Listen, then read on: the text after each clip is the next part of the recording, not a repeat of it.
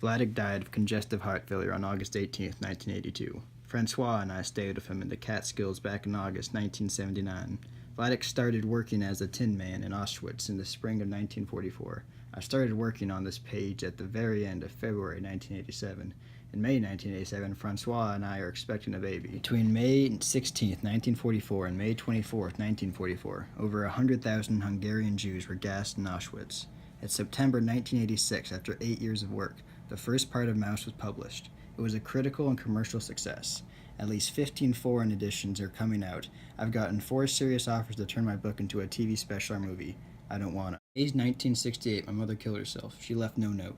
Lately, I've been feeling depressed. All right, Mr. Spiegelman, we're ready to shoot. Tell our viewers what message you want to get from your book. A message? I don't know. I never thought of reducing it to a message. I mean, I wasn't trying. Licensing deal. You get 50% of the profits. We'll make $1 million. Your dad will be proud. Maus, you've read the book, now buy the vest. So what do you want? A bigger percentage? Hey, we can talk. Absolution. No, I want. Could you tell our audience if drawing Maus was cathartic? Do you feel better now? I want my mommy. They're gone. Sometimes I just don't feel like a functioning adult. I can't believe I'm going to be a father in a couple of months. My father's ghost still hangs over me. Hi, Art. Come on in. So how are you feeling? Completely messed up. I mean, things couldn't be going better with my career or at home. But mostly I feel like crying. I can't work. My time is being sucked up by interviews and business propositions I can't deal with.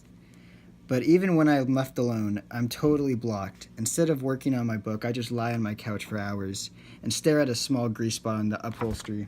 Somehow my arguments with my father have lost a little of their urgency, and Auschwitz just seems too scary to think about, so I just lie there. Remorse. Maybe you believe you exposed your father to ridicule. Maybe, but I try to be fair and still show how angry I felt. Even so, every boy when he's little looks up to his father. Sounds true, but it's hard for me to remember. Mainly I remember arguing with him and being told that I couldn't do anything as well as he could. And now that you're becoming successful, you feel bad about proving your father wrong.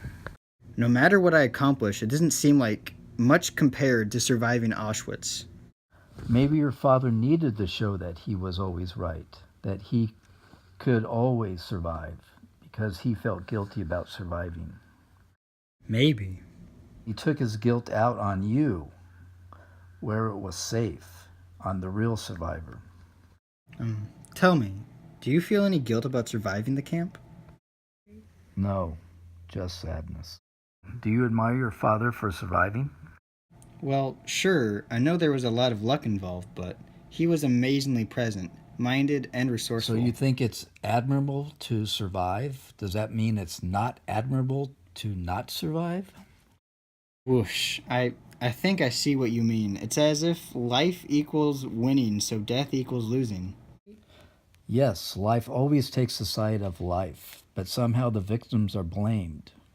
But it wasn't the best people who survived, nor did the best ones die. It was random. I'm not talking about your book now, but look at how many books have been already written about the Holocaust. What's the point? People haven't changed. Maybe they need a newer, bigger Holocaust. Victims who died can never tell their side of the story. So maybe it's better not to have any more stories. Some part of me doesn't want to draw or think about Auschwitz. I can't even visualize it clearly, and I can't begin to imagine what it felt like. What Auschwitz felt like? How can I explain? Boo! A little like that, but always, from the moment you got to the gate until the very end. Okay, I'll see you in a week. Gee, I don't understand exactly why, but these sessions with Pavel somehow make me feel better.